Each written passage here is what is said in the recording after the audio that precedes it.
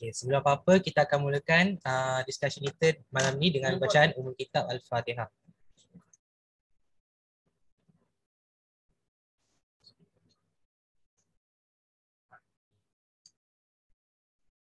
A'udzubillahi minasyaitonirrajim. Bismillahirrahmanirrahim. Alhamdulillahirabbil alamin wassalatu wassalamu ala asyrafil anbiya'i wal mursalin wa ala alihi washabihi ajma'in. Allahumma aftah alaina hikmataka wanshur alaina min huzaini rahmatika ya arhamar rahimin. Rabbi shrah li sadri wa yassir li amri wahlul 'uqdatam min lisani yafqahu qawli. Wa sallallahu ala sayyidina Muhammad wa ala alihi washabihi wasallam. Walhamdulillahirabbil alamin. Okey. Jadi kita akan pergi kepada basic untuk confidence interval dulu sebelum kita jawab soalan. Okey. Jadi confidence interval ni adalah sesuatu yang kita akan estimate error antara belah kiri ke kanan. Maksudnya kalau kita ada graf, okey, ini contoh graf taburan. Okey. Kita ada left side, kita ada left kat sini, kita ada right side dekat sini. Dalam satu graf taburan mesti akan ada error antara belah yang lorekkan ni. Okey, contohnya kita punya taburan lorekkan dia berada dekat tengah. Jadi antara kiri, antara left side dengan right side ni, kita panggil dia sebagai interval. Okey, dalam interval ni mesti akan ada error. Jadi kita akan estimate error. Dalam tajuk ni kita panggil dia sebagai confidence of interval. Okey, itu pengenalan bagi tajuk ni lah, confidence of interval. Okey. Kenapa boleh ada error? Sebab bila kita cerita pasal taburan, kita akan ambil sampel daripada satu populasi. Contohnya, kalau populasi tu ada dalam 1000, okey, contohnya population ni ada dalam 1000 lah. Dan kita ambil sampel sebanyak 30 orang je. Contohnya kat sini ada 1000 orang. Tapi kita ambil sampel hanya sebanyak 30. Kemungkinan salah satu daripada mereka ada cacat. Jadi itu kita anggap dia sebagai error lah, kewujudan error tu dalam 1000 orang. Maksudnya apa yang kita nak tak semuanya perfect. Mesti akan ada yang kita tak nak. Jadi kita boleh assume bahawa dalam satu taburan mesti akan ada error. Okey. Itu pengenalan. Jadi dalam tajuk confidence interval kita ada 5 pecahan. Okey, confidence interval ni kita ada dalam 5 pecahan lah. Sekejap buka dulu. Okey. Ni kita ada pecahan yang pertama, confidence interval bagi mean. Okey, so kita buat satu nota kat sini. Okey, kita pecahkan dia kepada mean. Mean ni dalam bentuk simbol mu. Orang panggil mu lah. Okey. Kemudian yang kedua kita ada interval antara dua mean. Maksudnya kita ada two means. Yang ni tak tahu dah sama ada korang semua dah belajar ke belum. Bila dia ada mean 1 tolak mean 2. Ni antara perbezaan antara dua mean. Okey. Kemudian yang ketiga kita ada variance atau standard deviation. Okey. Dia hampir samalah, tapi dia tak sama pun. Cuma formula dia kita boleh anggarkan dia lebih kurang sama je. Okey. Dan yang keempat kita ada two variance. Okey, kita ada two variance. Maksudnya kita ada dalam bentuk nisbah ataupun ratio. Tadi kita guna two means dalam bentuk tolak. Maksudnya difference. Ini kita panggil dia sebagai perbezaan. Difference. Tapi sebabkan sekarang ni kita ada topik yang keempat, dia cerita pasal interval antara dua variance. Maksudnya yang ini dia melibatkan nisbah ataupun ratio. Dia dalam bentuk bahagilah, iaitu variance 1 bahagi dengan variance 2. Okey? Ini dia punya bentuk. Bentuk dia. Okey, betul lah. Bentuk dia.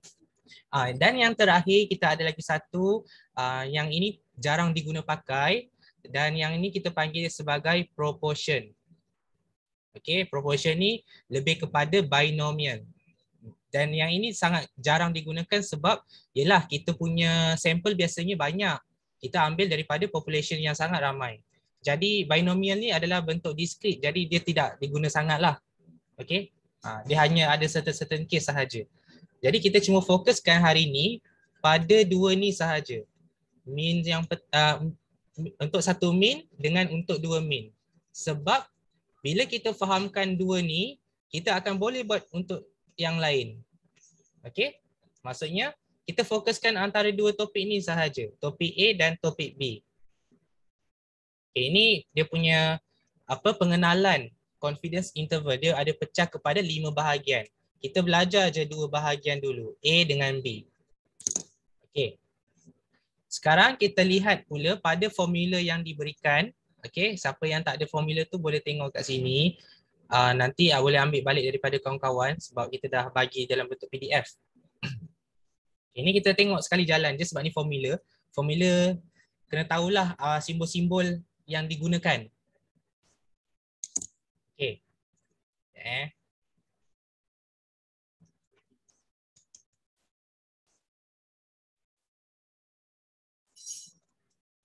Alright. Sekarang ni untuk yang topik pertama bagi A kita ada interval untuk satu mean sahaja. Jadi biasanya kita akan gunakan formula Z ataupun Z distribution. Okey, kita akan gunakan Z distribution. Okey. Z distribution ni hanya ada standard deviation bagi population. Okey, ni population standard deviation. Okey. Ni bila standard deviation bagi population ni diberi dalam soalan, kita akan pilih Z distribution. Okey, itu sahaja. Dan ada case soalan bila dia bagi soalan tapi dekat sini standard deviation population dia tak bagi.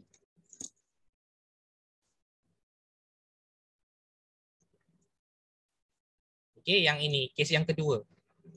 Jika population standard deviation untuk yang sigma tidak diberi ataupun unknown, maka kita akan gunakan T distribution. Itu sahaja untuk kita kenal pasti dalam soalan. Kalau soalan tu dia nyatakan standard deviation berapa, maksudnya dia adalah. Tapi kalau dia tak cakap standard deviation tu berapa, tiba-tiba dia suruh cari confidence interval. Maksudnya kita kena cari gunakan T distribution. Okey, dia ada certain soalan tu dia agak tricky lah. Nanti kita akan tengok bentuk soalan dia. Okey, ini adalah dia punya formula. Nanti kita rujuk sahaja formula. Yang lain tu adalah simbol yang biasa sahaja. Untuk catatan, X bar ni adalah sample mean.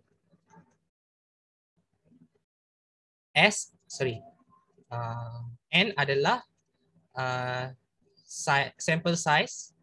Okey, maksudnya berapa bilangan sampel yang ada. Kemudian kita ada sigma. Sigma ni macam tadilah yang kita cakap tadi, population. Population standard deviation.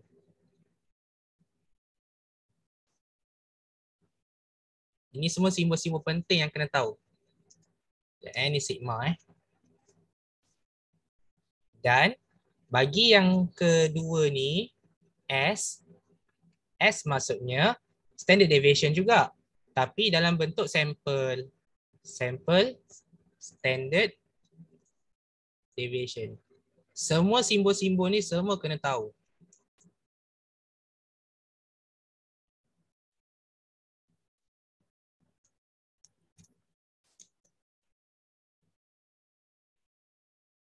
Okay, bila kita dah faham basic simbol ni, maksudnya kita dah boleh advance kepada yang seterusnya lah, basic simbol untuk statistik.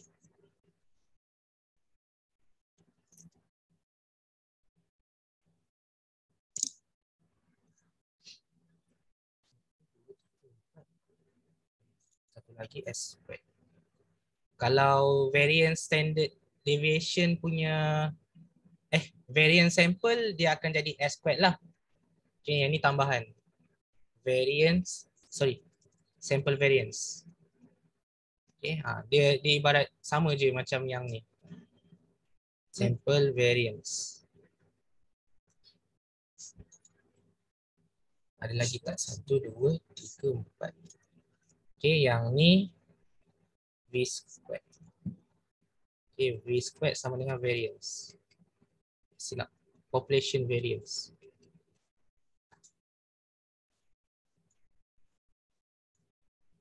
Satu, 4, 2, 6. Okay, itu lah. Okay, itu sahaja basic simbol untuk statistik. Jadi kena ingat, kadang-kadang dalam soalan dia bagi standard deviation tapi dia mesti akan bagi tahu yang itu sampel ataupun biasa. Kalau dia tak cakap sampel maksudnya yang itu biasalah. Tapi kalau dia cakap random sample selected maksudnya itu memang sampel punya. Hati-hati ini adalah sampel punya.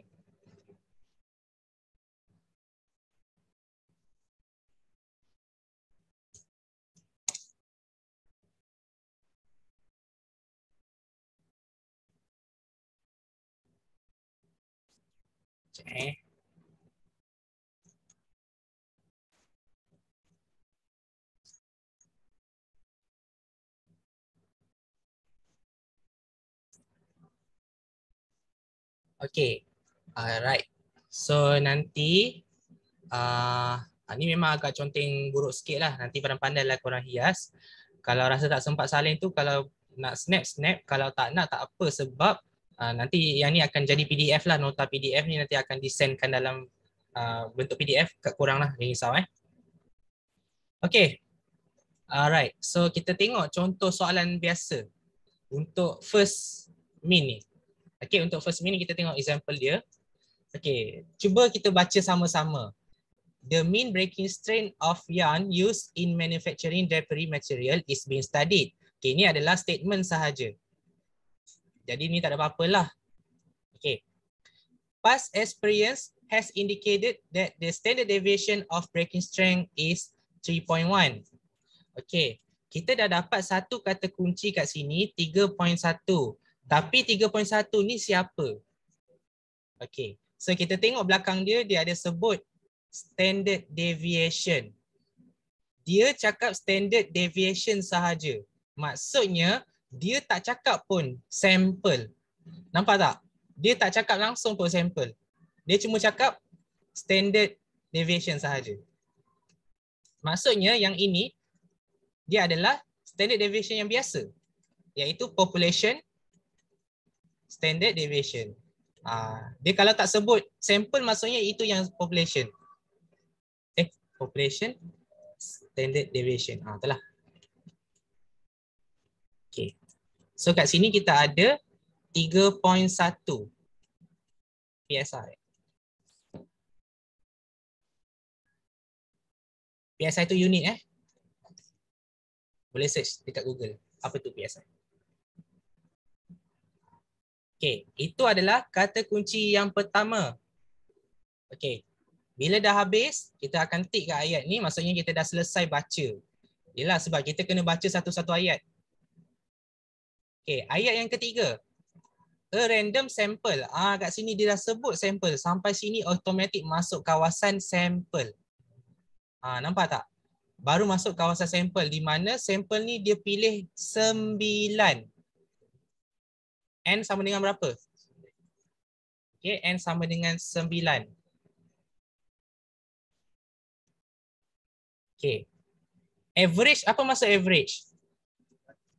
Okay, purata. Purata dalam bahasa Inggeris? Okay. Average ni maksudnya adalah mean. Average maksud dia adalah mean. Okay. Tapi sekarang nak tanya, mean ni sebenarnya mean population ke sample? Okay. Sample sebab dia dah masuk kawasan sampel dah. Dia dekat sini dah. Sebab dia dekat ayat sini. Sebab tu kita kena baca pelan-pelan, jangan baca laju-laju. kita kena tahu dulu. Okay, ni sampel ke population? So bila dia dah masuk kawasan sampel, dia ada sebut average, maksudnya ini adalah sampel mean. Okay, so sampel mean simbol dia bukannya macam ni, salah. Simbol dia adalah X bar. Okay, simbol dia adalah X bar. Okay, lupa nak nyatakan. Okay, atas ni tak ada. Oh, tu ada. Sample mean. Okay, X bar dia adalah 99.4 kat sini. Okay. 99.4 PSI. Okay. Tak tahu sebutan macam mana kan? Okay.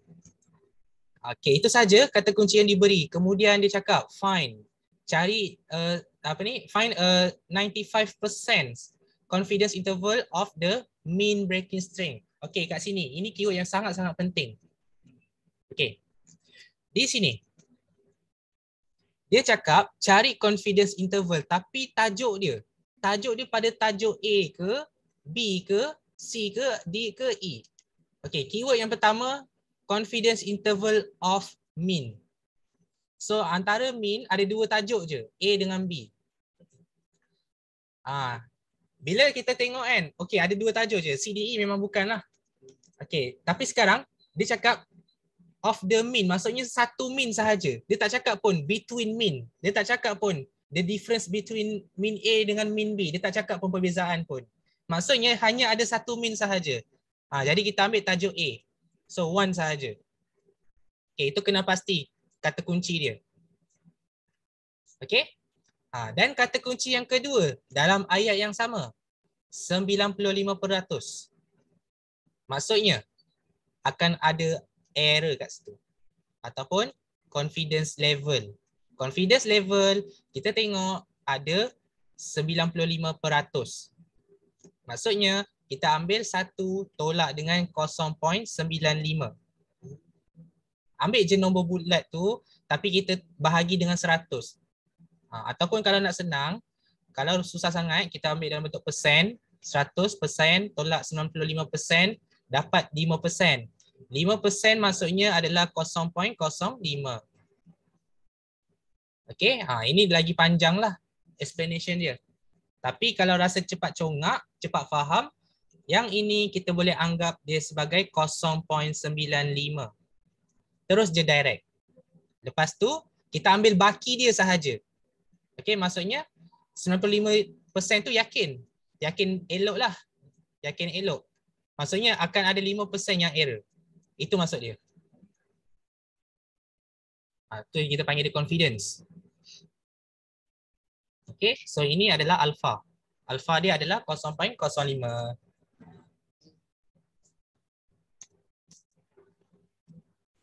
Okay, soalan yang pertama. Dah keluarkan kata kunci. Kata kunci dah ada kat sini. Sini, sini, sini. Okay, kata kunci dah ada 4. Okay, yang kelima. Kata kunci yang kelima, kita punya tajuk dia adalah one mean. Okay, one mean sahaja. Okay, sekarang ni kita nak pilih. Step pertama, nak pilih apa ni? Choose distribution. Choose distribution. Nak pilih distribution Z ataupun T. Yang ini masalah sekarang. Kita dah boleh buat dah. Dah boleh jawab, dah boleh faham soalan. Tapi kadang-kadang kita confuse. Kita nak guna Z atau T? Okay, kat sini kita tengok balik. Dalam formula, dalam formula pula. Dalam nota tadi, ataulah dalam ni. Ni. Okay. Kalau kat sini dia ada dua case. Case yang pertama, bila population ataupun sigma ni, population standard deviation ni diberi, kita akan guna Z. Kalau population standard deviation ni unknown ataupun tidak diberi, kita akan guna T. Okay. Sekarang, dalam kata kunci ni, okay, standard deviation population diberi tak? Ada kan? Ni yang first ni. Okay. Maksudnya kita akan guna Z, bukan guna T. Okay. Choose distribution Z. Itu maksud dia. Yang pertama, pilih dulu. Distribution mana yang sesuai? Z atau T? Okay, itu yang penting. Yang kedua, buat macam biasa, ikut formula. Formula mesti akan diberilah. Kebiasaannya akan diberi. Okay, dia akan bagi Z alpha over 2. Okay, lepas tu yang ni kena carilah dia punya table. Table tu dia akan bagilah budak table. Sekejap Kita dah ada alpha. Alpha adalah 0.05. So kita pun Z alpha over 2. Sebab dia memang kena bahagi dengan 2. Sekejap tengok balik. Okay, betul lah kat sini alpha over 2. Maksudnya kalau rasa susah, okay, kita buat dulu pelan-pelan. Kita buat dulu alpha, maksud alpha bahagi 2. Okay, alpha bahagi 2 maksudnya 0.05 per 2. Okay, ambil kalkulator kira. 0.05 bahagi 2. Okay, tekan je kalkulator. 0.025. Baru susun dalam Z tu. Z 0.025. Tak payahlah kita buat macam tadi, dia akan jadi complicated macam ni. 0.05 per 2. Nanti kan nak kena kira dalam ni lagi. So nanti dia jadi susah. So biar buat satu-satu dulu. Okay, ni Z 0. Ni letak warna biru lah. 0.025. Okay. Yang ini guna table. Okay, yang ni kena guna table. Ada table tak? Ada mulut table tak? Ada kan? Okay, tak apa. Kalau ada maksudnya okey lah. Okay, so kita buka kat sini. Statistik. Mulut table. Okay, nanti masa buka mulut table tu, pergi cari dekat table yang ada cerita pasal percentage point. Okay, bukan normal tau. Dia normal dengan percentage point lain. Dia percentage point of the normal distribution ni dia hanya guna untuk yang kita cari confidence interval. Berbeza dengan table yang normal. Normal ni table 3 ni dia hanya guna normal sahaja tanpa alpha, tak ada alpha. Ini hanya Z biasa sahaja. Itu jangan guna yang ni salah. Tapi gunalah table yang ada percentage point. Okay. Untuk table percentage point, kita akan kira Z tadi alpha dia adalah 0.025. Biasa akan kat sini je, sentiasa kat belah kanan. Okay, so kita highlight kat sini. Okay, nampak kat sini ada 0.025. Jawapan dia kat sini, belah kanan. Ni, alpha ni. 1.96. 1.9600. Kita tulis kat sini terus. 1.96. Terus bundarkan.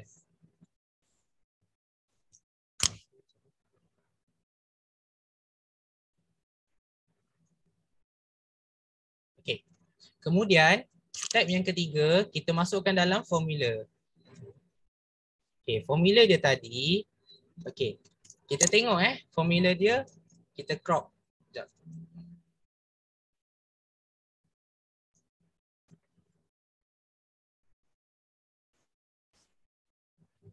Okay, ni.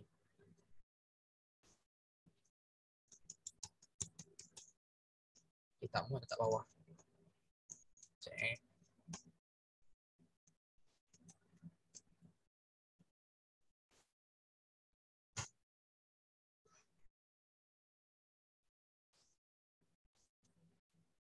Okay.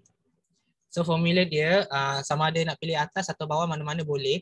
Kalau buat atas ni dia pendek sikit lah nak menulis tu. Okay, tapi kena ingat apa maksud plus minus. Plus minus maksudnya macam tadilah kita ada belah kiri, belah kanan. Okay, ini minus, ini plus. Jadi sebab tu kat sini kalau perasan dia ada interval. Min ni maksudnya tengah-tengah. Okay, ni negatif. Negatif ni mesti belah kiri kat sini negatif. Yang ini positif belah kanan. Tapi sebabkan kita malas nak menulis, boleh je kalau kita tulis plus minus macam ni. Sebab nilai dia still akan sama. Ni nilai dia sama, ni nilai dia sama. Yang beza hasil jawapan sahaja. Okay, jadi cara nak menulis, kita akan gantikan X bar dia berapa. Okay, so X bar dia kita ada dalam 99.4. Apa yang kita dapat tadi. So kita tulis 99.4. Okay, plus minus boleh, jangan risau, tak ada masalah. Okay, Z yang kita dapat ni, kita ambil tadi Z 0.025 kan. Okay, kita tulis je dulu, jangan tukar, tulis je dulu. Lepas tu sigma ni kita tukar dia jadi apa? Ni sigma dia 3.1. Okay, tulis 3.1 kemudian over dengan punca kuasa N. Punca kuasa N maksud dia punca kuasa sample size. Okay, sample size dia adalah 9. Di sini N sama dengan 9. Ambil je semua maklumat yang kita dah keluarkan. Right. Lepas tu kita akan terus gantikan dia dalam bentuk jawapan lah. 99.4 plus minus yang ini akan jadi 1.96 tadi Yang ni boleh kira terus dalam ni apa jawapan dia. 31 bahagi dengan punca kuasa 9. So 1.033 kan. Okay, boleh je buat macam ni. Okay. Lepas tu kita akan susun macam ni. Kita akan letak min kat tengah-tengah. Kita akan letak simbolik macam ni. Lepas tu kita akan letak jawapan. Okay.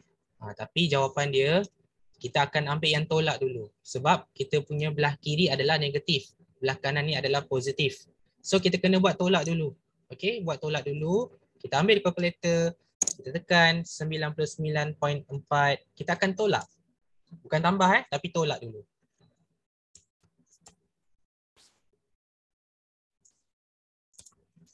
Okay, kita akan dapat 97.375 ataupun 97.38. Tapi biasa matematik ni kita akan ambil 3 digit desimal lah. Okay, so 97.375. Okay, 97 Manakala kita tukar je simbol tolak tadi jadi tambah. Tak payah nak tekan banyak-banyak. Tukar simbol je dekat kalkulator tadi dan kita akan dapat jawapan 101.425. 101.425. Kat sini kita tulis jalan kerja dia mesti tulis elok-elok tulis lawa-lawa sebab nak buat jalan kerja dia ada markah dia. Jadi step by step ni kita susun elok-elok. Step 1 keluarkan maklumat, step kedua apa alfa dia, step ketiga Z dia berapa, step yang keempat ganti masuk confidence interval. Yang ini kita kena nyatakan confidence interval sama dengan confidence interval sama dengan ni. Susun elok-elok. Okey, lepas tu sama dengan apa? Okey. Dan last kali kita akan dapat jawapan. Okey. Ini cara penyusunan. Ataupun nak buat dalam ayat pun boleh. Kalau buat dalam ayat, kita akan tulis the confidence. Okay, the confidence interval for min okay, untuk min. For min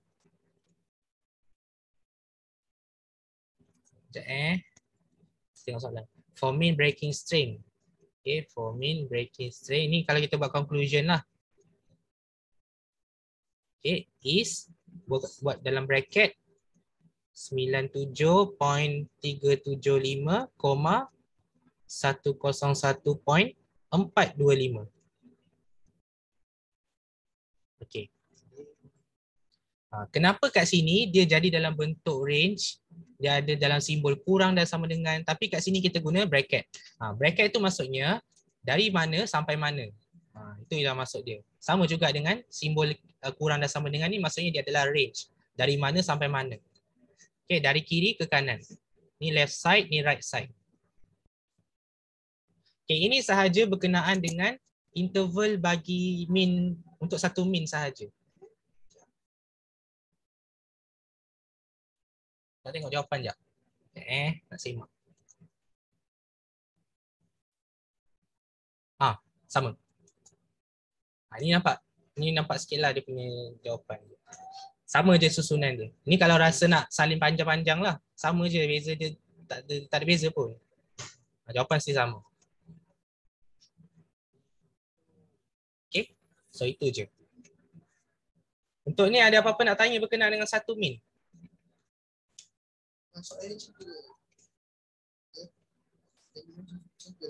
Dia akan bagi soalan dalam bentuk panjang-panjang tadi tu, keluarkan je isi penting. Kadang-kadang dia tak bagi panjang-panjang tu, dia bagi dalam table. Table contohnya, contoh soalan dia macam ni. Contoh soalan nombor 4. Dia bagi ayat juga tapi dia ada table. Itu susah. Okay, boleh go tak untuk soalan soalan contoh yang pertama ni?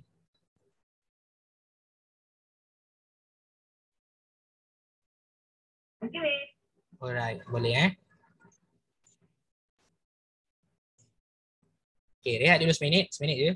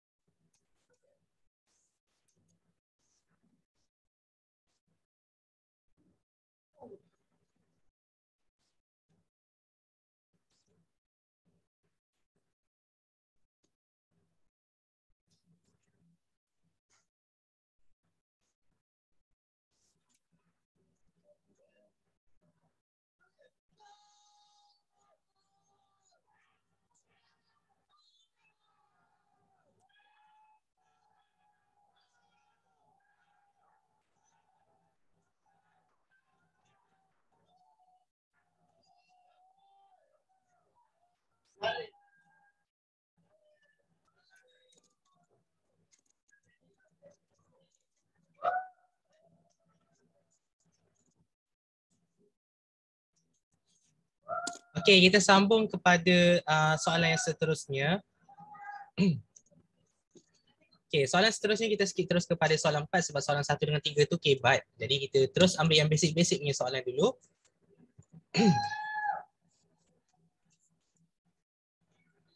Okay, kita baca dulu soalan. A group of dietitians is investigating a diet modification program to stimulate weight loss. Okay, ini adalah statement. Maksudnya tak ada apa-apa isi penting pun. Okay, ini adalah statement. 7 volunteers have participated and their weight in kilograms before and after the participation in the program is shown below. Okay, dekat sini kita ada 7 individu, maksudnya N sama dengan 7. Tapi kat sini kita ada 2 sampel yang kita ambil, before dengan after. Jadi sekarang kita kena faham dulu, dia nak apa? Construct a 98% confidence interval for the difference weight before and after the program. Dekat sini kita dah nampak ada perkataan difference. Kadang-kadang dia tak bagi tahu, dia tak cakap pun construct confidence interval for the mean. Dia tak cakap pun macam tu, dia cuma cakap difference sahaja. Maksudnya dia nak perbezaan perbezaan antara min 1 dengan min 2. Jadi kat sini kita akan masuk kepada topik yang kedua lah, iaitu B, iaitu 2 means. Okay, untuk soalan ni kita akan tengok balik dekat formula dia sebelum kita go through.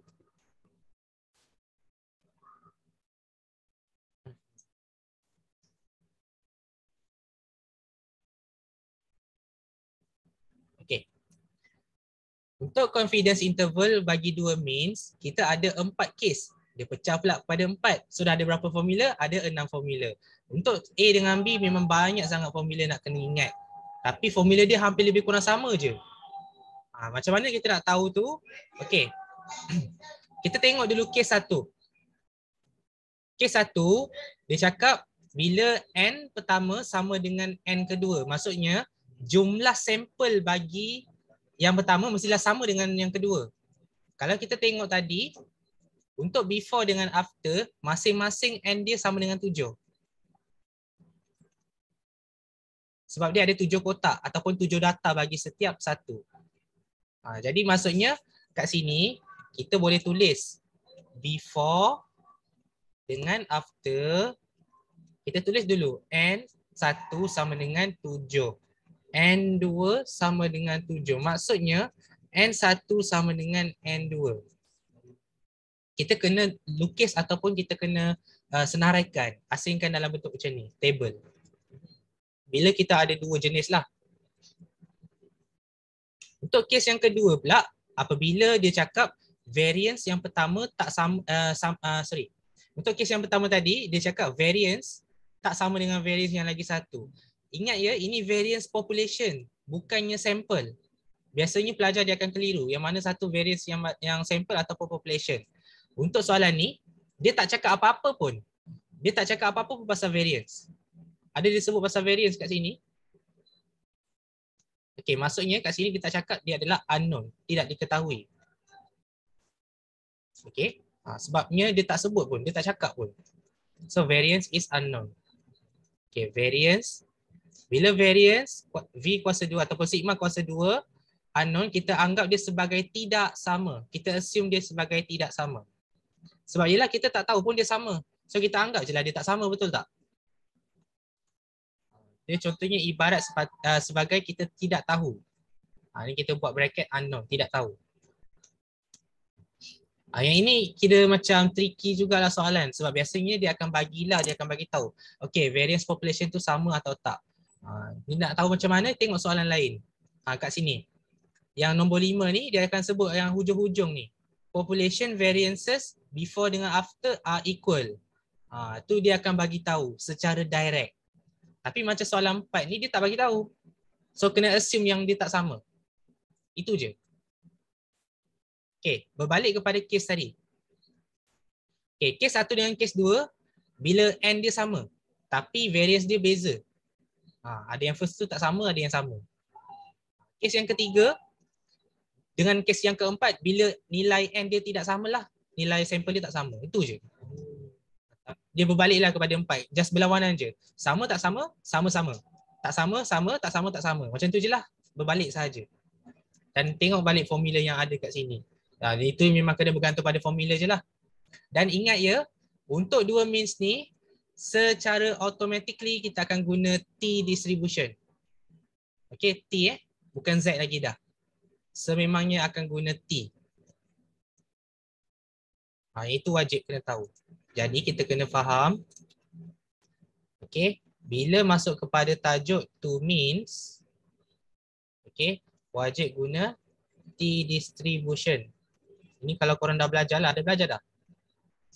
Dah belajar two means? Ke belum? Tak tahu? Dah Okay, okay. Maksudnya adalah T distribution. Okay.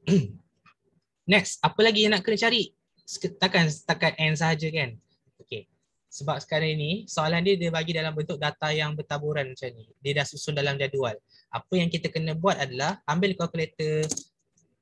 Okay, ambil kalkulator masing-masing sama ada version lama atau version baru. Ini version baru, ini version lama. Dan version lama tengah keluar. Okay. Version yang baru ni atau kelas Swiss ke atau lebih kurang macam tu, just masuk pada mode. Kalau kelas Swiss mode 6 mode 6 maksudnya mode bukan mode, menu. Menu 6 maksudnya menu statistik lah. Okey, masuk kepada zone statistik. Kalau kalkulator ES, tekan mode, tekan 3 statistik. Lepas tu tekan first variable, mesti akan ada first variable bagi dua-dua kalkulator tu. Nanti dia akan keluar macam ni lah. Okay, yang ini dia lagi best lah guna calculator yang ni ataupun yang kelas WIS sebab kita cuma masukkan data sahaja. 60, 71, 63 dan sebagainya. So bila kita masukkan, letak sahaja nombor dia satu persatu. 60 tekan sama dengan. 71 sama dengan. 63 sama dengan dan seterusnya.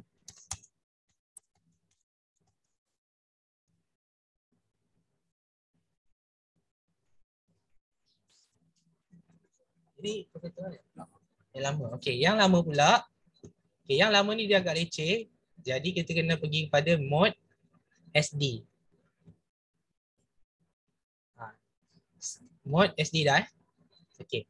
Bila pergi pada mod SD, seeloknya kita tambahkan je lah semua ni macam manual Tapi ada orang guna lain. Ada orang guna dia isi satu-satu lah.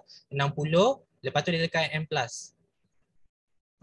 M+ ni maksudnya kita save dalam memori tu. Nanti dia akan keluar. Maksudnya data yang pertama telah disimpan. Okey, lepas tu letak nombor yang kedua pula, 71. Okey, simpan, tekan M+. Itu cara dia lah. Tapi kita susah nak ingat sebab calculator lama ni dia leceh. Dia banyak nak kena tekan. Tapi kalau ingat, baguslah. Okey, next isikan saja 63, M+, 59, M+, dan seterusnya sampai habis.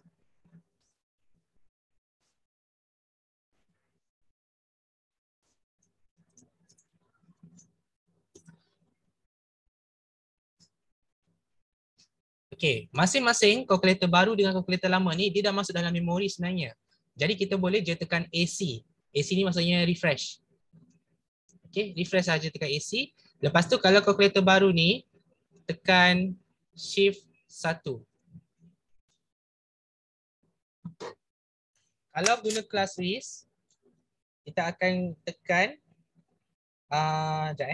60, 71, 63, 59, 75, 70, 68.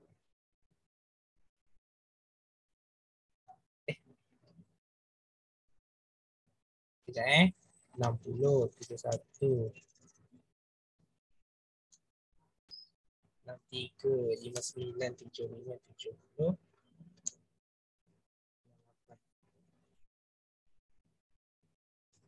Okey. Kalau calculator kelas WIS, bila dia keluar tadi dalam bentuk data macam ni, okey, dia keluar dalam bentuk data ni jangan refresh. Kita boleh tekan option ataupun OPTN.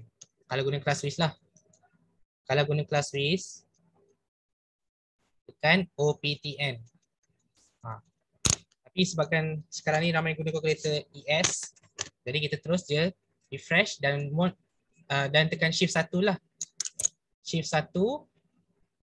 Okay, tekan shift 1 dia akan keluar macam ni. Ulang balik, shift 1 dia akan keluar banyak macam ni. Kalau calculator yang lagi satu pun sama, shift 1. Okay, pilih. Ni tak ada, dia ada EX. Okay, bahagi dengan shift 1 N. Okay, sebab dia memang leceh sikit. Kalau yang ni, kita yang calculator yang ni kita akan pilih 4 var. Okay, var, dia pilih yang ni S bar ni. S bar ni maksudnya sample min. Okay, ulang balik shift 1 var pilih 2 dan tekan dapat 66.57. Okay, tulis kat sini 66.57. S bar 1 S bar 1 66.57.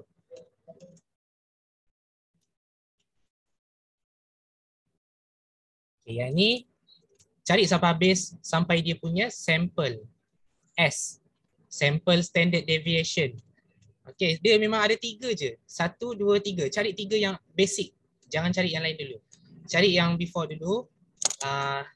Ulang balik. Shift 1 var. Ni kan tadi kita pilih 2 kan. 2 ni untuk sample min. Kalau nombor 4 ni, apa beza 3 dengan 4? 3 dengan 4 ni sama je. Sama je 3 dengan 4 ni, standard deviation. Tapi yang bentuk macam cherry ni, dia sebenarnya adalah sigma ataupun population. Kalau yang S maksudnya standard deviation bagi sampel. Tapi kita nak sampel tau. Okay, so ambil 4. So dia dapat 6.023 6.024.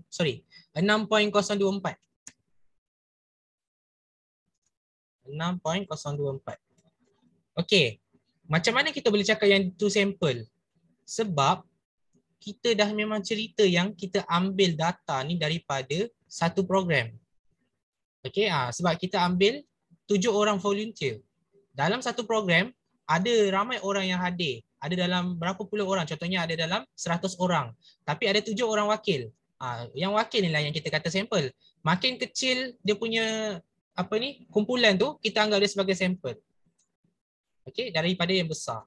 Contohnya macam kita pergi arena, stadium. Dekat stadium ada berapa ribu orang, ada 30,000 orang contoh. Tapi kita ambil sampel. Sampel sebanyak 300 orang je. Maksudnya kita kecilkan dia punya kumpulan tu. Ini yang kita panggil sampel. Lagi kecil lagi sampel lah, itunya maksudnya. Sebab kita tak mampu nak kira semua orang dalam stadium tu. Kita cuma mampu ambil 300 je. Sama juga kalau kita buat Google Form. Kita buat Google Form survey, subjek universiti. Dalam satu UTHM ni ada berapa ribu orang. And then kita ambil survey sebanyak 60 orang je. Lepas tu kita collect data tu, kita buat analisis data. Itu kita panggil sebagai sampel. Okay, makin kecil itu dipanggil sebagai sampel. Okay, sekarang ni kita fahamkan kenapa dia sampel. Sebab dia hanya 7 orang volunteer sahaja. So dia kecil lah. Tak ramai pun orang yang kita jadikan dia sebagai contoh. Okay, next. Kita ambil S2, S bar 2. Okay, kita kira pula dia punya sample mean. Buat balik, ambil calculator.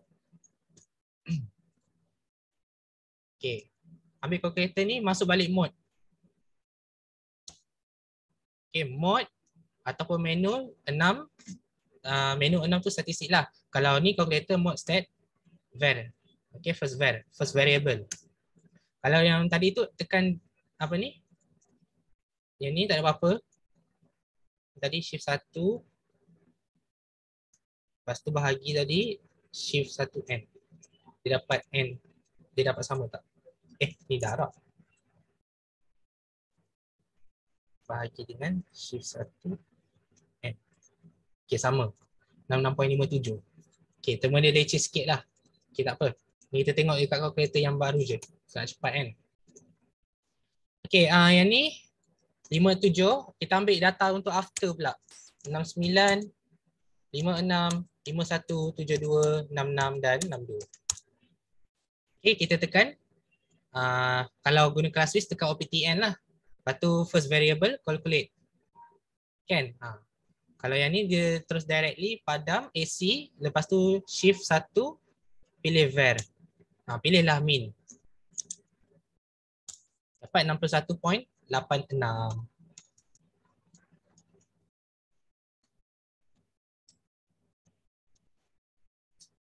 S2.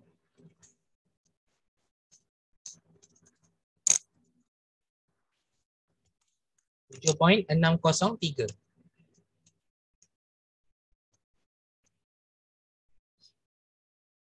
Okey, sekarang kita dah keluarkan maklumat before dengan after. 3 pun dah cukup dah sebenarnya. Ini basic tau. N1, N, min dengan standard deviation. 3 sahaja. Okay, apa dia tadi? Set N, S bar dengan standard deviation. Itu sahaja. 3 ni sahaja yang kena ada dalam tajuk ni lah. Okay, sebab kita memang ini basic 3 ni. Lepas tu apa nak kena buat? Kenal pasti case apa. Ni. Ni first. Okay, yang second, case apa. Okay. Kita rujuk balik case. N1 sama dengan N2. Variance tak sama dengan variance. Okay. Buka balik yang tadi formula. Okay, case 1 ke 2 ke 3 ke 4?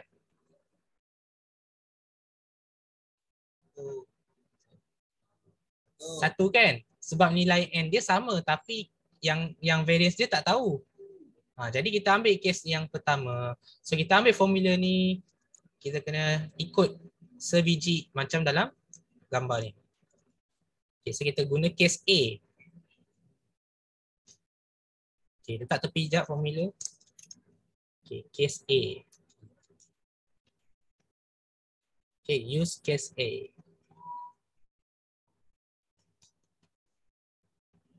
Dia memang agak susah lah sebab ni panjang dan banyak pula formula. Okay, yang ini masukkan sahaja nilai dia lah. Tapi sebelum tu kita tak naklah terus kira kan. Kita mesti nak cari satu-satu dulu. Okay, yang penting lah. Bila kita dah tahu nak guna case apa, kita kena tengok berapa alpha dia. Okay, kat sini kita ada 98%. Jadi alpha maksud dia 1 tolak dengan berapa? 0 point. Kalau sini 98, maksudnya 0.98. Ambil je nombor dia, just bahagi je dengan 100. So dapat berapa kat sini? Baki dia berapa? 0.02. Okay. And then kita dah dapat dia punya alpha, kita kena pula bahagi dengan 2. So bila kita bahagi dengan 2, kita dapat berapa? Okay, kita dapat 0.01. Okay, kenapa kita bahagi 2? Sebab dia punya formula dia alpha over 2. Okay, yang tu wajib bahagi 2 lah sebab memang kena bahagi 2. Okay, lepas tu baru masukkan dalam dia punya T distribution. T 0.01, tapi V dia pula. V dia pula kita kena cari. Okay, lagi satu, V. V kat sini, 2N tolak 2. 2N tolak 2. N maksud dia adalah nilai sampel ataupun sample size. Masing-masing sama sebab tu kita terus tulis directly 7. 2 kali 7, 14.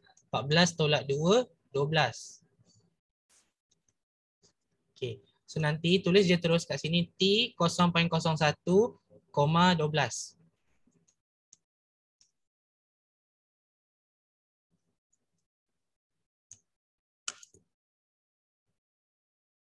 Okay, buka table.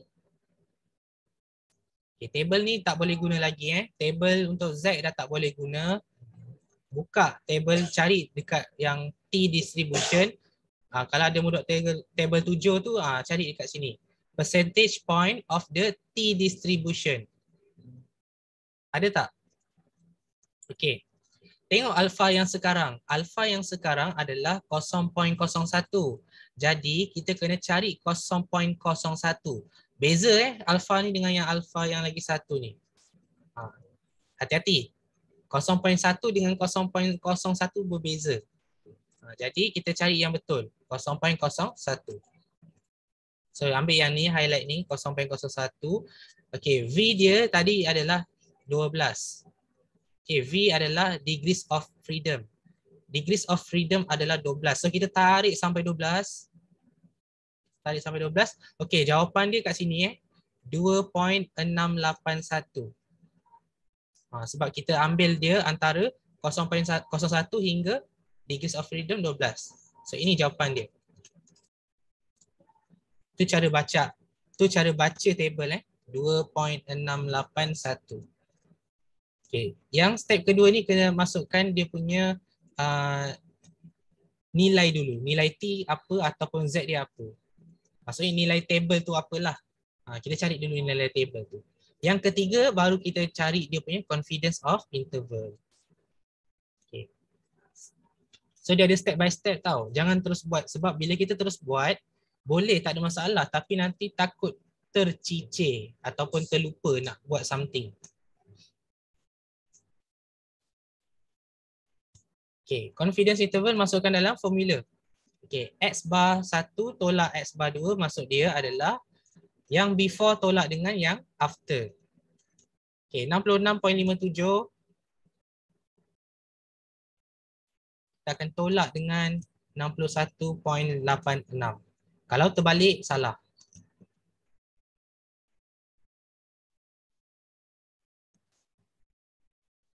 Okay. Kemudian, nak senang, guna plus minus. Tak payah buat panjang-panjang. Okay, terus ganti nilai T ataupun tak nak pun tak apa. Kita tulis dulu T adalah T 0.01,12. Okey. Lepas tu buat dalam bracket. Yang ni yang susah ni. Sebab dia punya formula dia agak complicated. Okey, punca kuasa 1/n S1 kuasa 2 tambah S2 kuasa 2. Okey, dia panjang sikit. Okey. Yang ini, okey, kita nak gantikan dia terus. Tak nak tulis satu-satu. Kita gantikan dulu. Nilai N dia adalah 7. Kita tulis 7. Okey. S1 kita ada berapa? Okey, tengok balik S1 kita panjang 6.024. So ni kena tulis. Sekejap 6.024 letak kuasa 2. Okey. Sekejap jadi banyak bracket tau. Okey, tak apa, kita buat macam ni je. Okey, tambah 7.603. Okey, letak kuasa 2.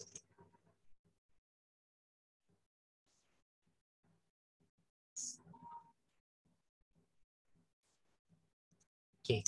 Bila dia jadi susah macam ni, kita kira dalam dia dulu, jangan kira luar dia dulu. Kalau kira luar dia memang tak dapat lah. Okey, so kira satu-satu. Sebab tu jalan kerja dia panjang. Okey, first buat yang depan ni. Buat yang depan ni. Okey, lepas tu gantikan yang ni. Lepas tu buat yang dalam dia. Okey. Habis kalkulator 66.57 tolak 61.86 dapat 4.71. Okey. 4.71 plus minus 2.681 dalam kurungan. Yang ni kita kena buat satu-satu. Okay, buat yang dalam bracket 6. Buat yang dalam bracket. First kita letak punca kuasa. Okay, buat dalam ni letak punca kuasa. Okay. Kemudian kita letak 1/7. Okay. Buka lagi kurungan dalam dia. 6.024 kuasa 2 tambah 7.603 kuasa 2. Ini cara satu, cara tekan kalkulator dia. Okay, maksudnya ini direct. Dia dapat 3.666. Tapi kalau susah, cuba kecilkan lagi. 6.024 kuasa 2 tambah 7.603 kuasa 2. Buat yang dalam bracket tu dulu. So kita akan salin lagi sekali. Punca kuasa 1/7 kali dengan 94.094.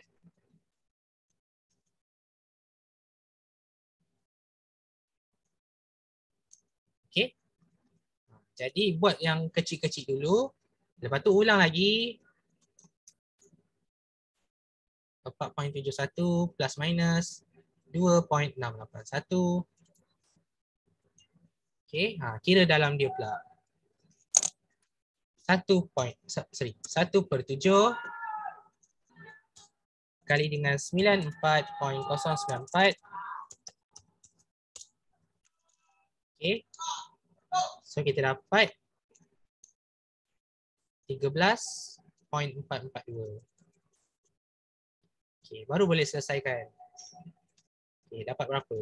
4.71 plus minus 2.681. Ni kalau kita buat ulang-ulang lah. Sebab kita tak nak apa ni, cuai masa tekan kalkulator. Okey. Ni 442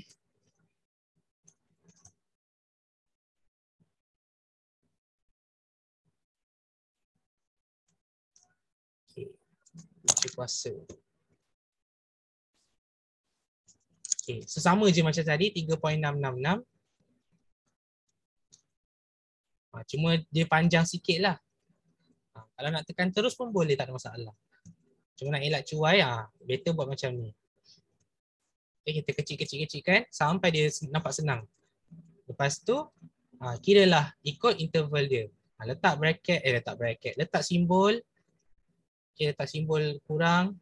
Min 1 tolak min 2. Kenapa min 1 tolak min 2? Sebab kita cakap dia sebagai difference. Perbezaan. Okay.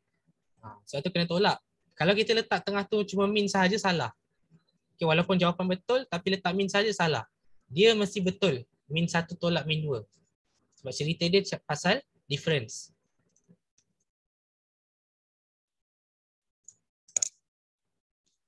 Okay, so ni kita just tekan je calculator. 4.71. First, kita guna simbol tolak dulu. 2.681 buka kurungan 3.666. Tekan je dapat jawapan negatif 5.12. Okay, so dapat negatif 5.12. Ataupun ambil 3 tempat perpuluhan. Negatif 5.119 pun boleh, tak ada masalah. Mana-mana boleh. Ambil kalkulator, tukar simbol negatif jadi positif. Dapat 14.539.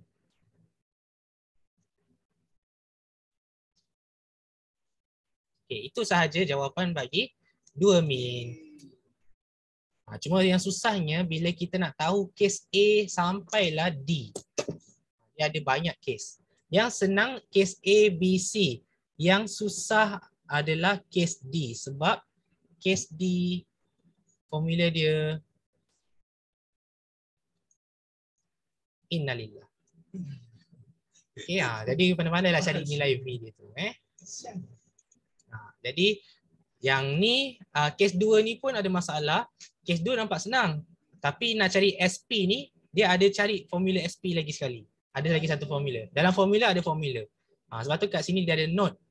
Note tu maksudnya bahawa SP dia ada formula dia tersendiri. Jadi banyak formula. Dia formula dibagi ke? Biasa dia bagilah, tapi kalau tak bagi, masya-Allah. Innalillah. Okay, tak apalah. So itu sahaja berkenaan dengan min yang satu dengan min yang dua. Jadi cara nak buat ayat, okay, kita ajar jugalah cara nak buat ayat. Okay. The confidence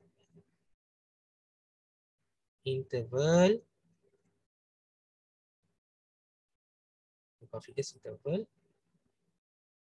of, apa soalan dia? Kita akan tengok soalan dia balik. The confidence interval for the difference weight of difference. Difference dia dah. Of difference weight before and after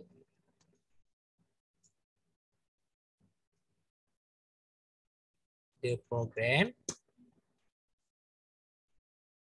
is, buat bracket. Buat bracket negatif 5.119, 14.539. Sekejap tak muat.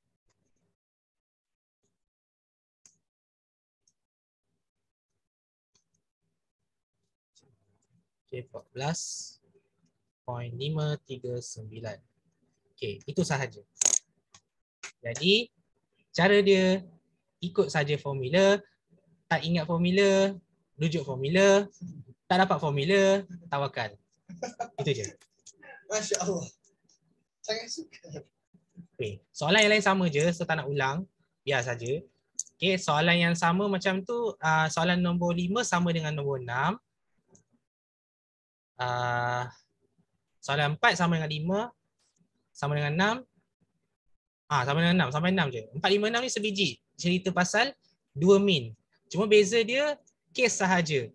Kes ni bila dia kata equal. Equal maksudnya guna kes B. Kes B maksudnya sama. Ni. N1 sama dengan N2. Variance 1 sama dengan variance 2. Maksudnya variance dia sama, guna kes 2, kena guna SP.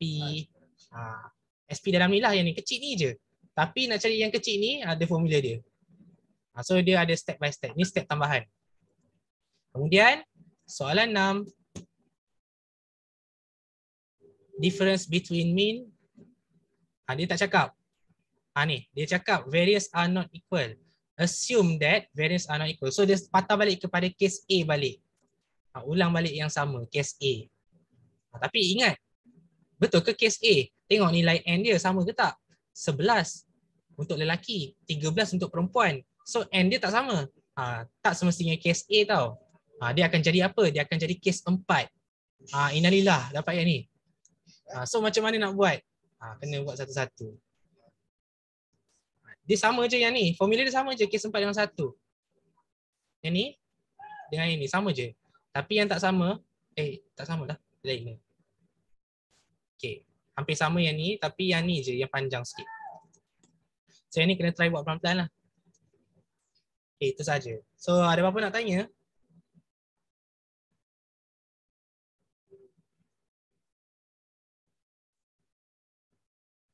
Tak ada. Okay, tak ada Sekejap kita tengok lagi sikit je. Kalau rasanya 5, 6.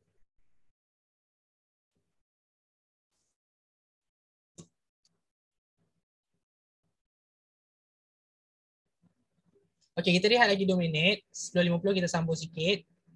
Dan lepas tu kita habis. Okay. Rehat dulu 2 minit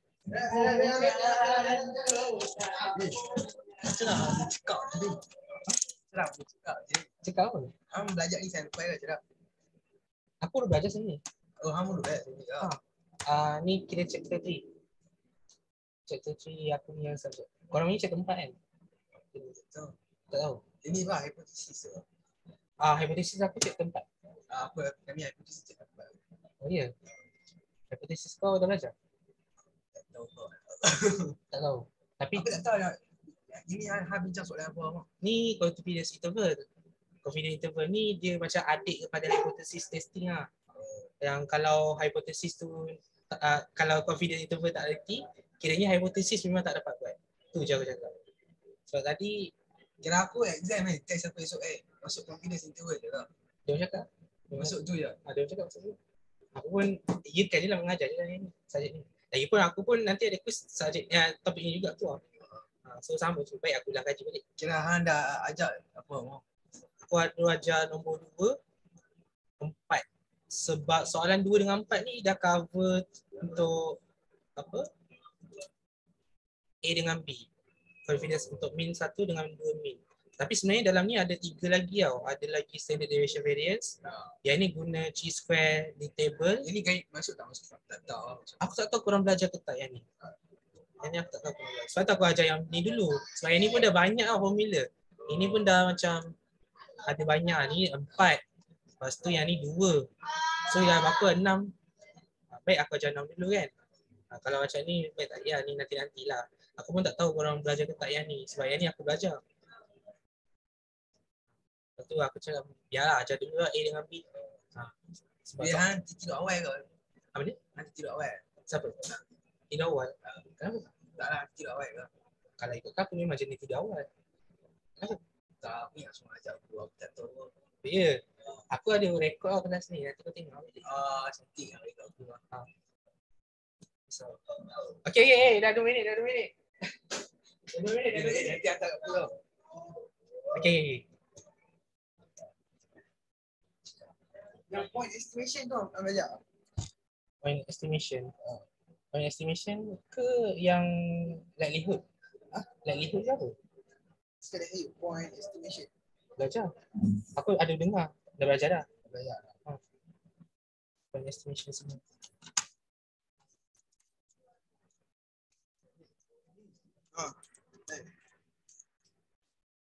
Kita 3 minit ke? Tak apa tak. Lebih. Biar. Extra time. Saja. Extra time. Sekejap nak buat preparation sikit. Kira esok ni lah. Ikut. Okay, kita tengok soalan yang susah. Kalau soalan 5 ni rasanya semua boleh buat kot. Cuma tambah sikit formula tu je lah. Yang nombor 6 ni je lah yang agak nampak sakit sikit. So kita try tengok buat nombor 6.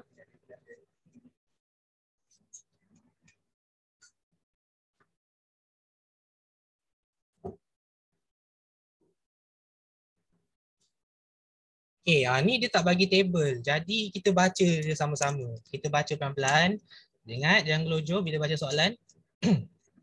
A study to see the difference between BMI of men and women was conducted.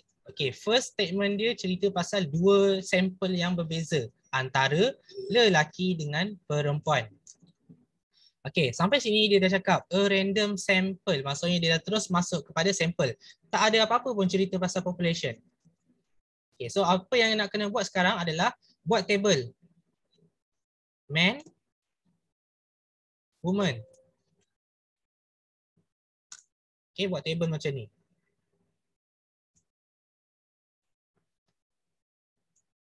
Sekejap jarak sikit.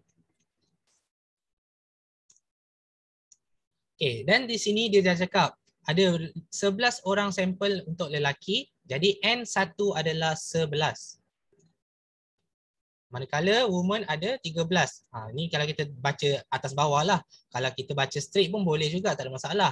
Okay, baca straight 11 men yielding average. Okay, average ingat ya, average maksudnya mean. Average adalah mean. Okay, mean apa? Mean sample sebab dia dah sebut sample. Jadi, simbol untuk sampel mean adalah X bar. Yang pertama adalah 28.9. Dan standard deviation bagi sampel ialah 6.4. Jadi, S1 ialah 6.4. Itu sahaja. 3 sahaja yang kena keluarkan. Okay, next. Okay, ni dah tanda. Dah siap, biasanya kita akan tanda lah pada soalan tu. Okay. Kemudian kita ada 13, N. So, N2 adalah 13.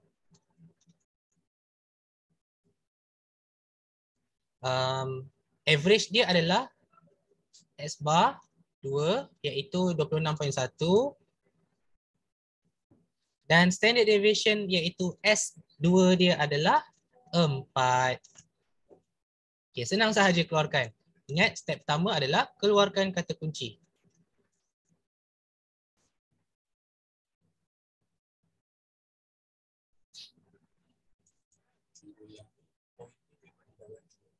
Oh, ini memang keluarkan.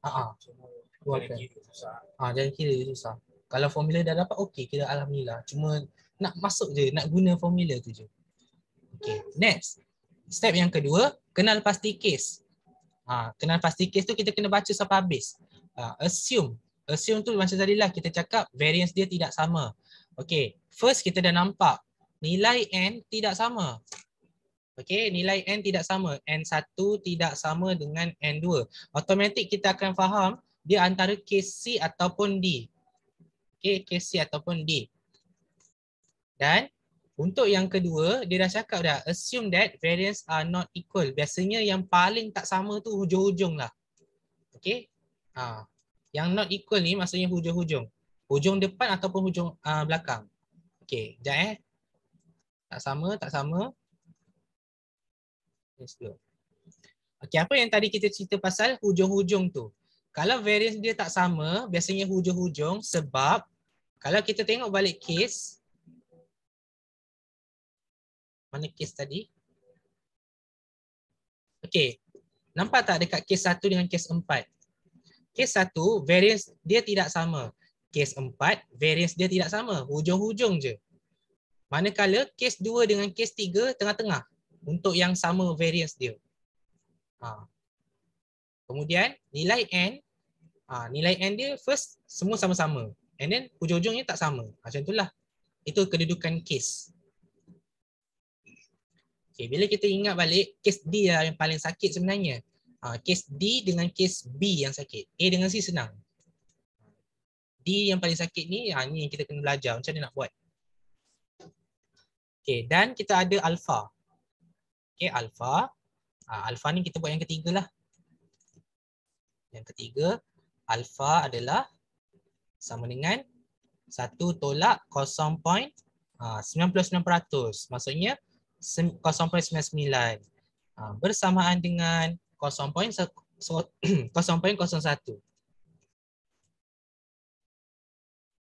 Kalau nak elak cuai, buka kalkulator, kira je.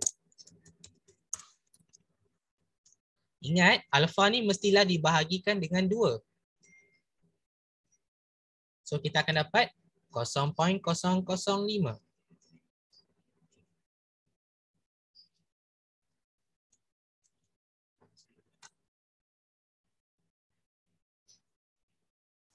Okey, masalah sekarang kita nak cari dia punya V dia ataupun degrees of freedom. Degrees of freedom ni kalau ikut formula, okay, kita ambil formula dia.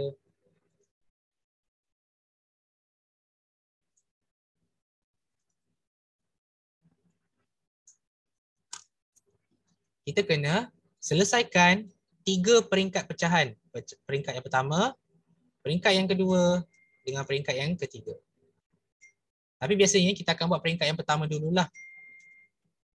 Okey. Letakkan standard deviation yang pertama iaitu yang ni 6.4 ni. Okey, so kita letak 6.4 okey over dengan nilai n dia. Okey, 6.4 over dengan 11. Tambah standard deviation yang kedua iaitu 4 over dengan 13. Letak kurungan and then kuasakan 2. Itu peringkat yang pertama. Okey, maksud dia standard deviation over dengan nilai sampel. Standard deviation over dengan nilai sampel. Belah kiri untuk yang pertama, belah kanan untuk yang kedua. Kalau yang pertama tu man, so belah kiri adalah man. Kalau belah kanan dia yang kedua, maksudnya dia adalah woman. So ambil dia punya standard deviation letak atas, nilai sampel dia letak bawah. Itu sahaja. Nak ingatlah. Okey, ulang balik benda yang sama, cuma kita asingkan. Okey, asingkan kepada peringkat yang kedua pula. So kita salin balik 6.4 over dengan 11. Okey. 4/13. Okey, buat benda yang sama. Tapi kita asingkan dia punya bracket. Kita asingkan dia punya bracket. Letak kuasa 2. Ini peringkat kedua. Peringkat yang pertama tadi, kita letak tambah, kita letak satu bracket sahaja. Tapi peringkat yang kedua, kita pecahkan kepada 2 bracket yang berbeza.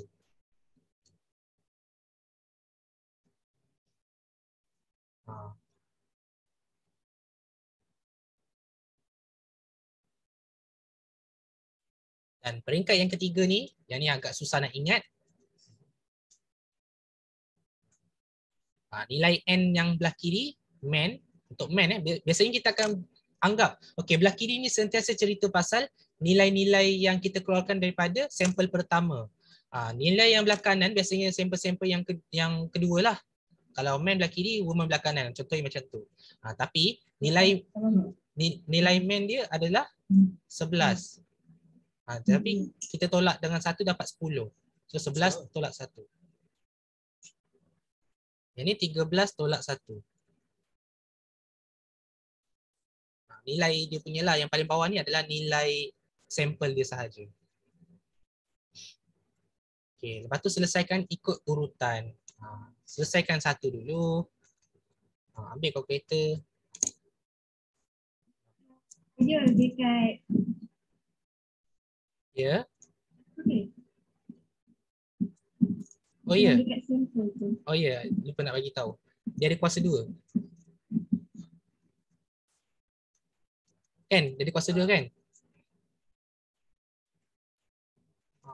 Baru perasan. Sebaik perasan.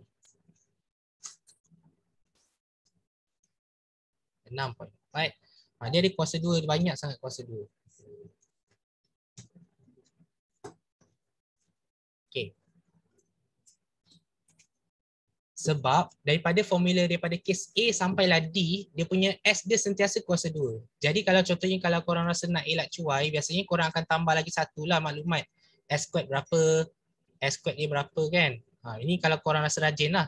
Tapi biasanya semua akan lupa lah. Nak tak nak memang kita keluarkan 3 je maklumat. Lepas tu pada pandai lah. Kena ingat sentiasa kena square, ni lah kena letak square kat situ. Sebab kita semua ni memang selalu lupa. Saya pun lupa. Sama je lah. Okay, V sama dengan ni kena kira satu-satu. 6.4 kuasa 2. Okay, terus dia tambah dengan 4 kuasa 2 tambah dengan 13. Ambil yang dalam bracket dulu. Okay, 4.954 letak bracket kuasa 2. Biasanya kita buat satu-satu. Okay. Kita letak satu-satu dulu. Maksudnya, kan ada kuasa 2 banyak sangat kan? Kita ambil jawapan dalam bracket dulu. Biasanya, selalunya kita akan buat pelan-pelan.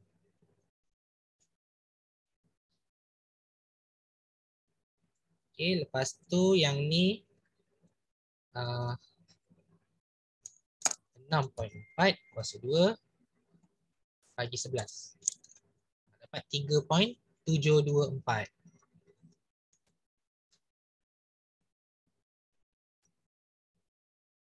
Okay, letak kuasa 2. Okay, over dengan 10.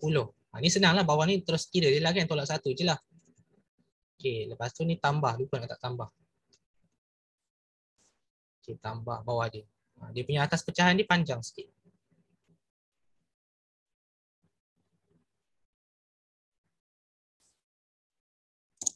Okay, 4 kuasa 2 dapat 16. 16 bahagi 13. 16 bahagi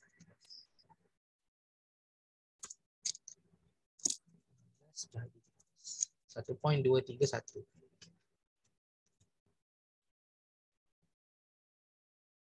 Benda ni kena buat slow-slow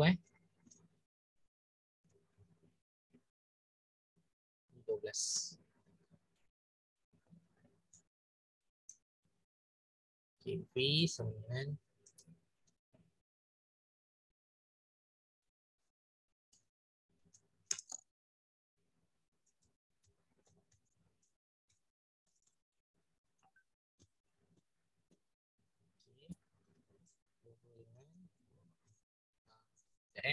kita selesaikan yang bawah dulu. Okay, biasanya dia masuk lagi.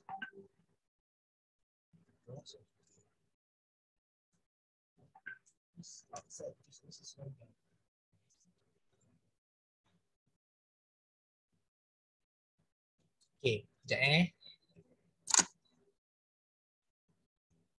Biasanya kalau macam ni, kita dah selesaikan yang atas dalam bracket, lepas tu yang dalam bracket yang kedua pula, kita dah selesaikan, dan kita kena selesaikan bawah dia lagi. Macam yang ni, bawah dia macam banyak lagi pecahan bertindih. Selesaikan bawah dia dulu. Okay, yang atas ni kita boleh biarkan. 4.954 kuasa 2 over dengan okay. Yang bawah ni selesaikan terus. Tekan je terus kalkulator.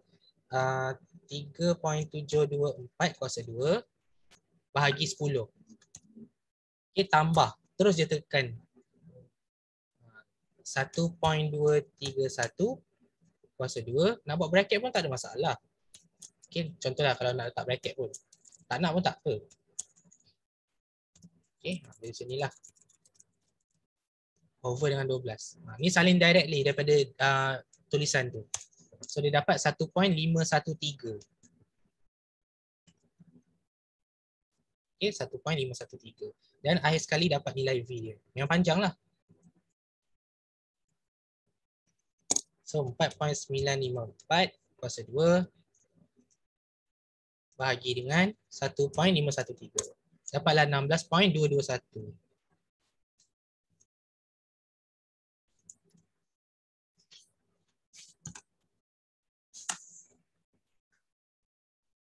Okay. 16.221 ni kita anggarkan ataupun kita bundarkan degrees of freedom dekat sini. V approximately adalah 17 kan? Ya, cek balik 17 ke tak sebab lupa.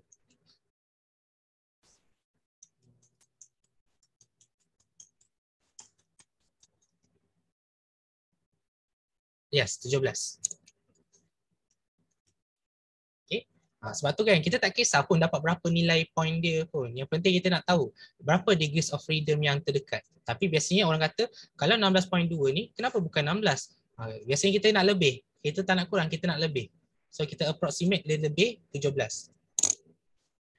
Sebab kita punya table dekat sini, kita tak ada point V ni kita semua nombor bulat.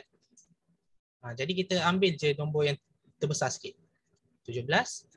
Okay. So ambil 17. Okay, cara kira dia macam tadi First, masukkan dulu nilai dalam ni formula. And then kita selesaikan dalam bracket dulu. Okay, selesaikan dalam bracket dulu. Okay, selesaikan dalam bracket dengan yang bawah sekali tu. Lepas tu jangan kembangkan kuasa 2 ni, kalau tak nanti nombor dia lagi besar. So kita biar dulu. Okay, selesaikan lagi bawah dia. Bawah dia ni kita boleh terus direct tekan calculator. Okay, yang ni. Okay, yang ni kita boleh tekan calculator terus.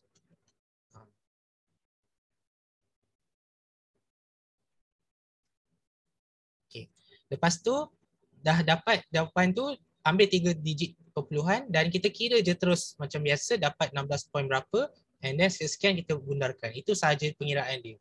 Yang penting kalau tak ingat, kalau dapat formula ni terus masukkan, pelan-pelan masukkan nilai dia. Jangan terus kira sekali jalan, nanti dia tak dapat. Okay, so kena kira satu-satu. Biarlah panjang sikit. 1, 3. Okay. Dan terakhir, T dia adalah 0.005,17. Okay, sebabnya kita dah dapat ni, kita dah dapat ni. So, masukkan balik.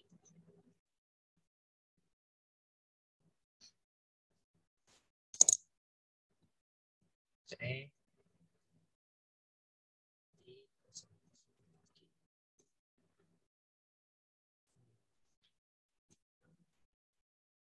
0.005 sini sampai 17. So jawapan dia adalah 2.898. Okay, kalau buka table lah. 2.898.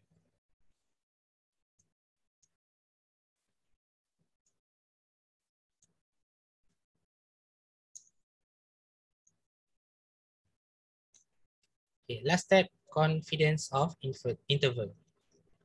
Ini macam biasa dah, ini tak payah risau dah. Dah masuk step keempat ni, terus je cari dalam dia punya jawapan.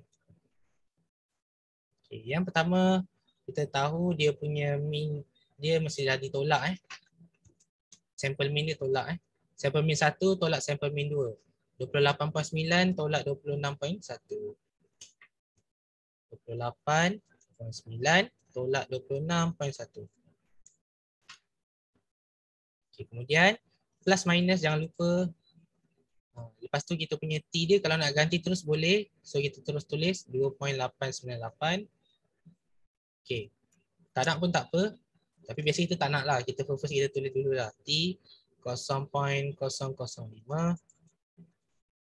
17. Okay, apa formula dia tadi? Punca kuasa S1, S2. Okay. So ni adalah sampel 1, sampel man lah. Ni man tambah woman lah macam tu punca kuasa. So yang ni kita gantikan dia sampel standard deviation yang pertama 6.4 kuasa 2. Sebab ada kuasa 2 kat sini. So 6.4 kuasa 2.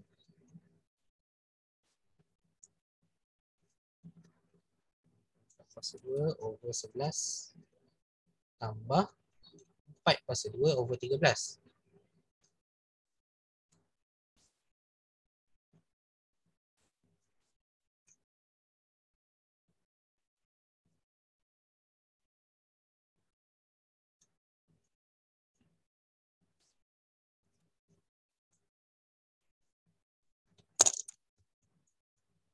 Okay, kira dalam bracket dulu 2.8.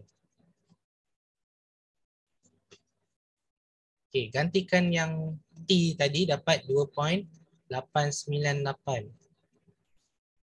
Kemudian kira dalam ni ataupun nak terus kira dalam calculator pun boleh. Ambil calculator, buka punca kuasa.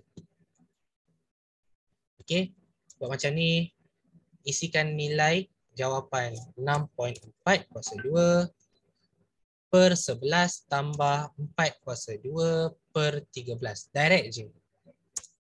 So, dia dapat 2.226. Yang ni dia senang sebab dia tak ada banyak sangat pecahan bertindih. Jadi dia terus tekan je kalkulator tu. Okey, ni tengok buka kunci kuasa je terus tekan nilai dalam tu. 6.4 squared over 11 tambah 4 squared over 13. Tekan sahaja. So dia dapatlah dalam ni adalah 2.226.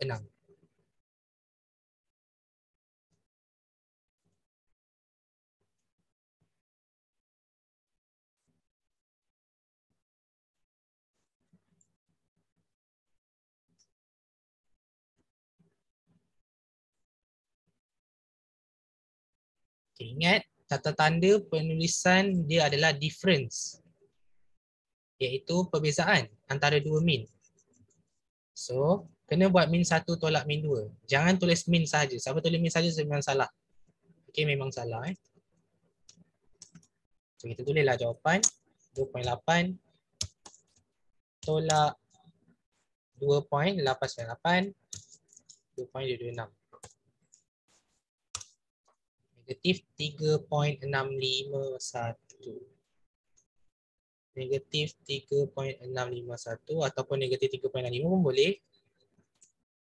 Tukar simbol tolak jadi tambah 9.251.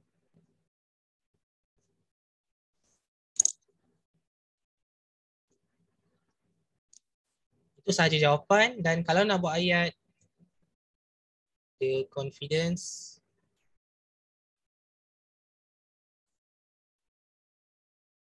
interval of, dah jawab apa ni? The confidence interval for the difference between mean BMI. Ambil balik soalan. The confidence interval for the difference between mean BMI for men and women.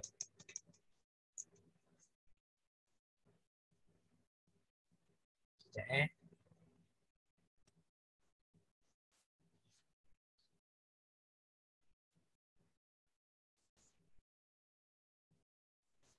between mean BMI.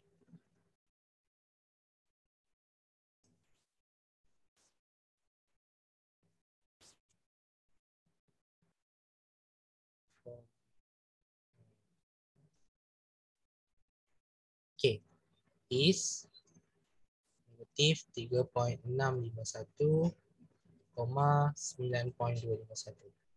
Okay, itu saja.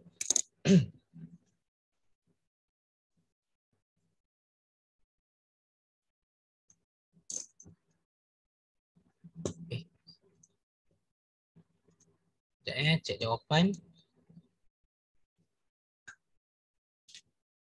Okay, betul lah.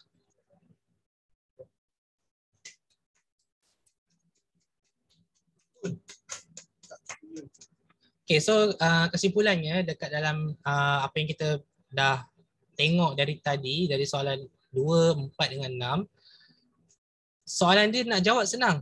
Tapi nak kena buat satu-satu langkah dulu. First, kena keluarkan isi penting. Yang kedua, kena tahu kita sebenarnya cerita pasal apa. Tajuk cerita pasal apa. Confidence interval untuk 1 min ke 2 min. Okay. Yang ketiga, kita kena tahu pula kalau dia 1 min dia ada 2 kes. Kalau dia 2 min dia ada 4 kes. Jadi kena pilih kes yang betul lah. Seterusnya, lepas dah tahu tu, nak kena cari pula dia punya distribution yang sesuai. Sama ada Z ataupun T. Cari critical value dia berapa. Dapatlah dia punya nilai T atau Z. Yang terakhir baru masukkan dia dalam formula confidence interval. Dia ada step by step dia. Kalau tak ikut step by step memang takkan dapat. Okay. So far itu sahaja soalan, tak akan ni lah. Takkan susah sangat lah. Itu je lah bentuk-bentuk soalan. Okay, nota ni nota kita. So tak ya sebab dia terlalu susah nak faham. So tak apa. Sekejap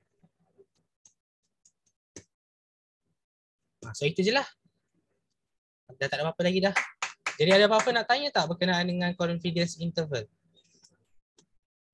Ini ya, A, B ya. A, B ya.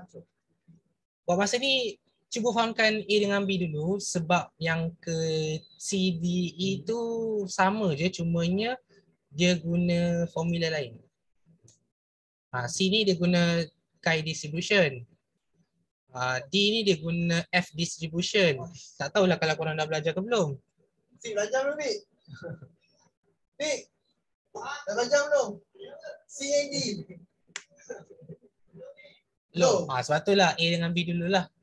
A dengan B pun dah berat kan? Tak nak belajar ni. Sebab ni memang famous lah. Okay. So kalau tak ada apa-apa. Jadi okay. Kalau tak ada apa-apa kita boleh tamatkan je lah sesi pembelajaran. Nak ambil gambar? Boleh. Nak gambar pula.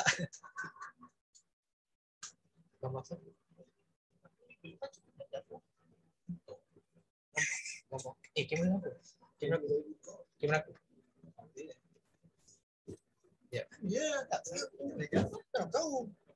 Yang masa aku dalam bang, aku tak ingat belajar. Ya.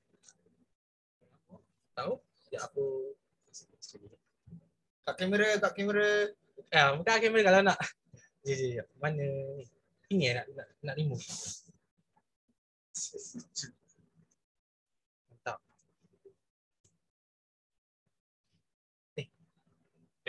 Lah Amri ni. Okay.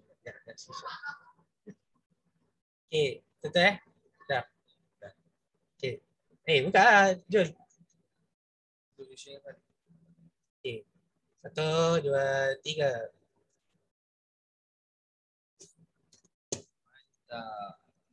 Okay.